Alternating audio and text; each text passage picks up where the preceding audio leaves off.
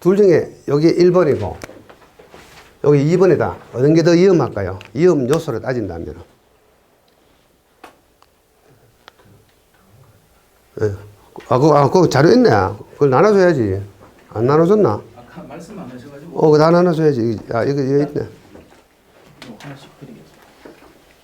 지금 이야기하는 이 내용은 나 갖고 계신 줄 알았어.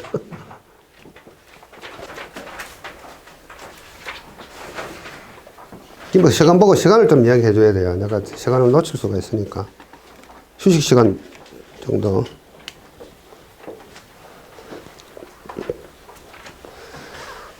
그 퀴즈입니다. 1번 위험하다고 생각하시는 분. 1번이 더 위험하다. 그럼 2번이 더 위험하다.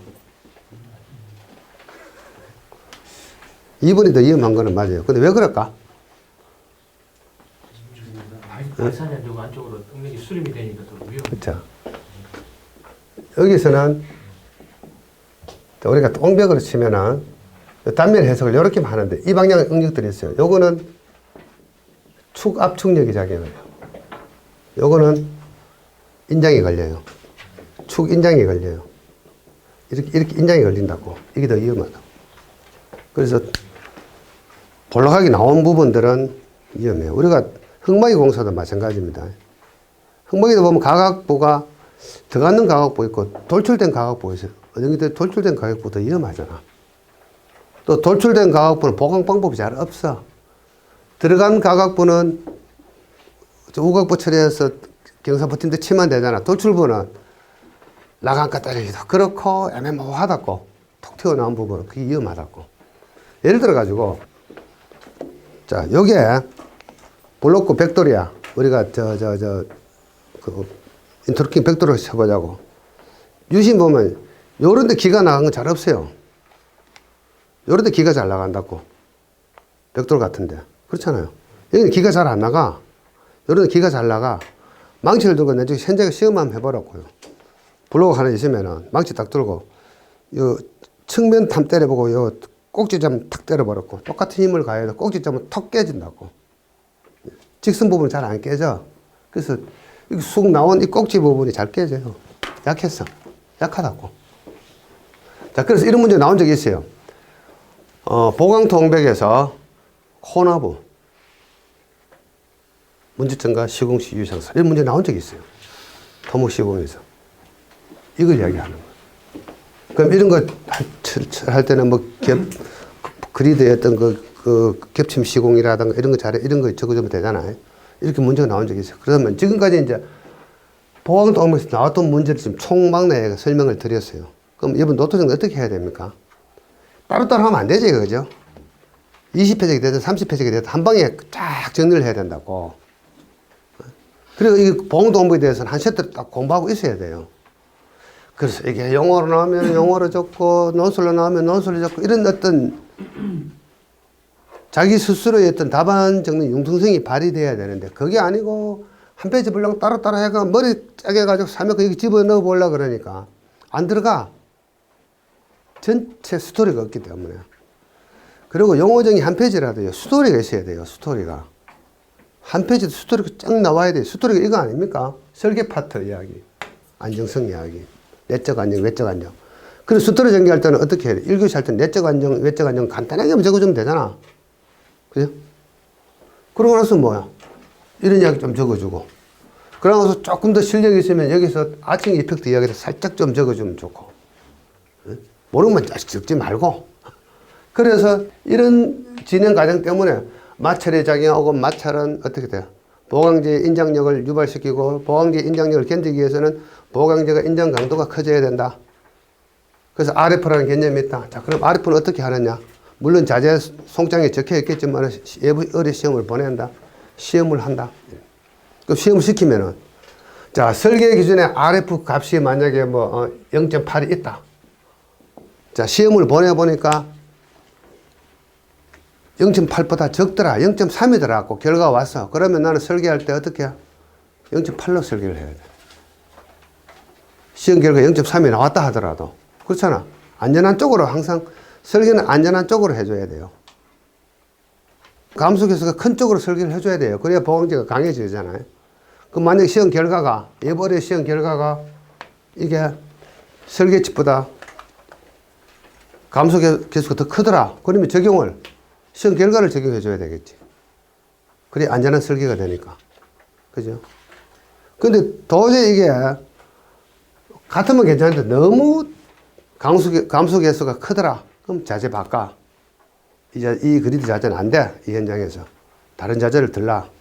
설계 변경해. 이렇게 가야 된다고. 자, 그러면은 이걸 적어야 됩니까? 슬픈 사연을 적어야 됩니까? 뜬금없이 무슨 공공 현장. 저거 언제 해봤다고. 그것보다는 이 슬픈 사연을 적어줘야 되겠지. 이 RF를 확인하는 방법은 예부 어뢰 시험을 보낸다. 그리드 자재를. 그럼 설계에서 RF 값이 0.8이다. 전체 RF 값이 0.8인데 시험을 딱 보내보니까 그거요. 0.8보다 더 적습니다. 시험 해보니 0.4 나옵니다. 설계 변경 해주세요. 해주면 안 되지. 그런 경우는 그죠? 그럼 설계 기준대로 해줘야 돼요. 시험 해보니까 그 0.8에 가깝더라. 그럼 오케이. 이런 이야기. 근데 시험 해보니까 그게 0.8보다 더 커요. 못 써. 반납해. 들르지 마. 이런 이야기를 적어주는 게 뭐죠? 현장의 슬픈 사연을 적어주는 거잖아요. 현장의 슬픈 사연. 설계는 이런데 현장을 해보니까 이렇더라. 설계 그 보강지를 가지고 설계를 해갖고 감소 개수가 얼마 나온다고 되어 있는데 예벌의 시험 보내보니까 그 감소 개수가 설계치보다 훨씬 크더라. 그럼 설계자가 이 자재 선정을 잘못했다. 현장에서는 자재를 바꿔야 되겠다. 그 실전 보고해서 설계 변경 처리를 하는 거예요. 그러면 이 RF 값이 현장 값보다 훨씬 적은 걸로 자재가 들어와야 되겠지. 설계 변경해야 되겠지. 그런 이야기를 적어만 주면은 채점자는 공공 현장 안 적어도 아, 이 사람 현장에서 경험치가 많구나. 설계가 뭔지 알고 있구나. 보강토에 대해서 시공이 뭔지 알고 있구나. 대안 방법을 알고 있구나. 대책 방법을 알고 있구나. 오케이. 점수가 많이 나온다. 그렇잖아요. 그게 현장 경험이야. 본인의 경험으로는 이게 아니고 저거 주문을 해서 저절로 인정을 해주는 거야. 맞네. 이 사람 경험치가 있네. 설계에 대해서 아네.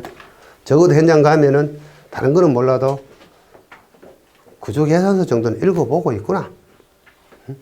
흙막이 공사다. 이 사람 적어도 흙막이 공사 구조계산서 정도는 읽어보고 하는구나. 이거. 혹시 흙막이 계측이 나왔다. 계측 관리 기준치. 그러면 계측 회사에서 관리 기준은 일반적인 기준이고 우리는 관리 기준을 어떻게 수립을 하느냐. 이렇게 적는 거예요. 흙막이 관련 구조 계산서에 보면 골착 단계별로 허용 치마량과 이격 거리별 허용 변이량이 계산이 나온다. 그걸 별도로 정리를 해서 계측회사 팀장을 만나서 관리 기준을 구조 계산서 기준대로 하라고 지시를 해야 함. 그게 결론이야.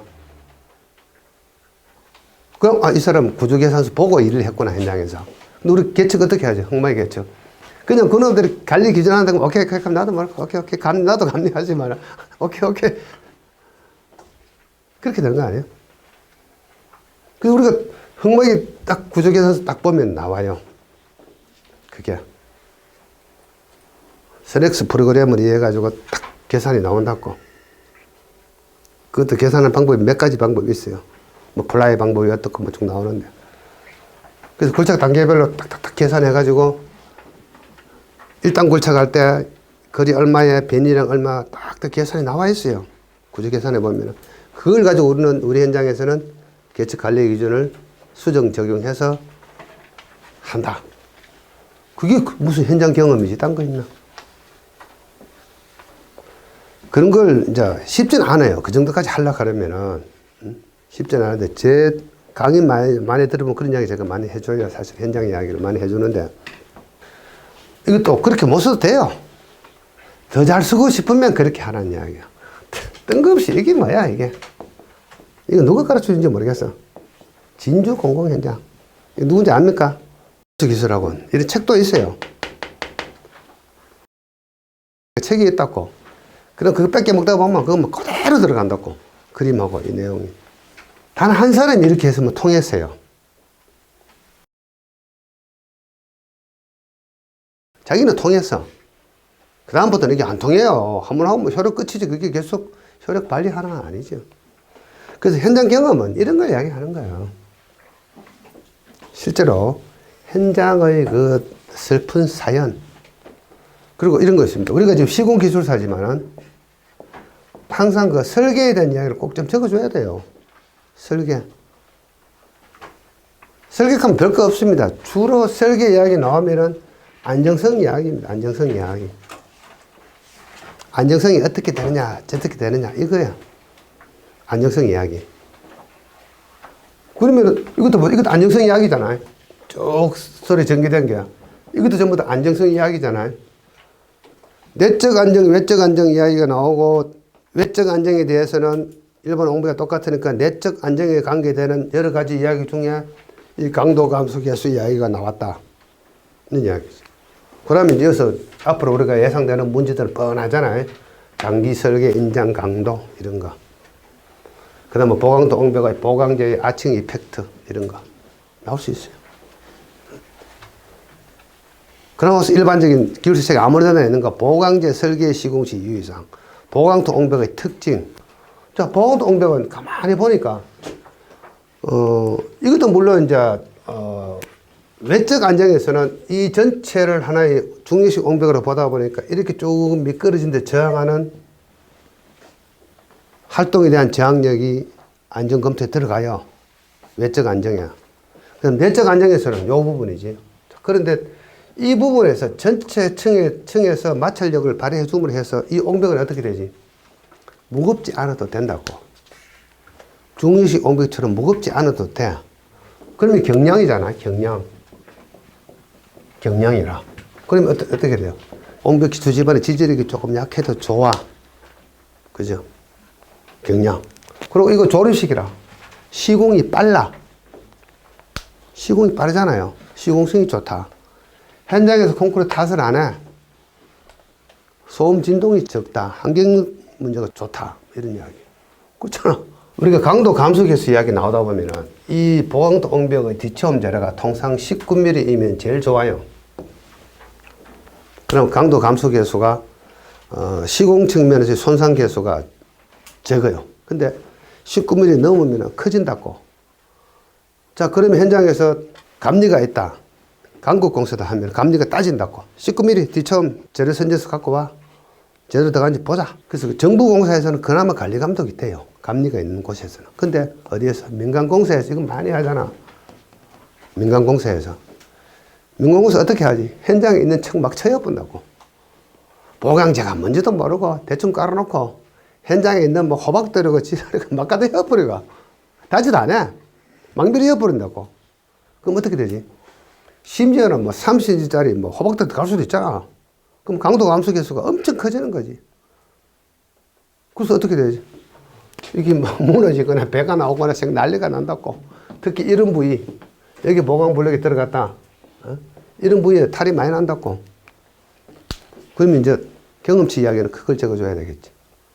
그래서 민간공사에서 보강통벽 시공시 저렇게 하는 사례가 많다. 민간공사에서, 그때는 자기 생각 적어주면 돼. 모든 보강통벽은 관할 관청에다가 신고 후 뭐 시공하게 하는 것이 좋음. 이렇게 적어주면 되잖아. 그건 내 마음이, 내 생각이니까. 민간에서 하는 보강도 블록은 누군가가 어떤 특별 공정을 해서 관리 감독해야 되겠다. 이렇게 적어주면 되잖아. 뭐 아무렇게나 적어줘도 돼, 그거는. 이 정도 수준 적었으면은 마지막 결론 경험처는 내 쪼들에 적으면 된다고. 아, 그럼 이 사람은 보강도움에 대해서 많이 봤구나. 민간공사에서 문제가 있겠구나. 채점자도 자기가 몰랐던 사실을 알게 된다고. 이게 민간공사에서는 문제가 될 수도 있겠네.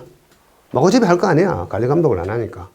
그래서 이 보강도움의 가장 큰 생명은 이것들이거든.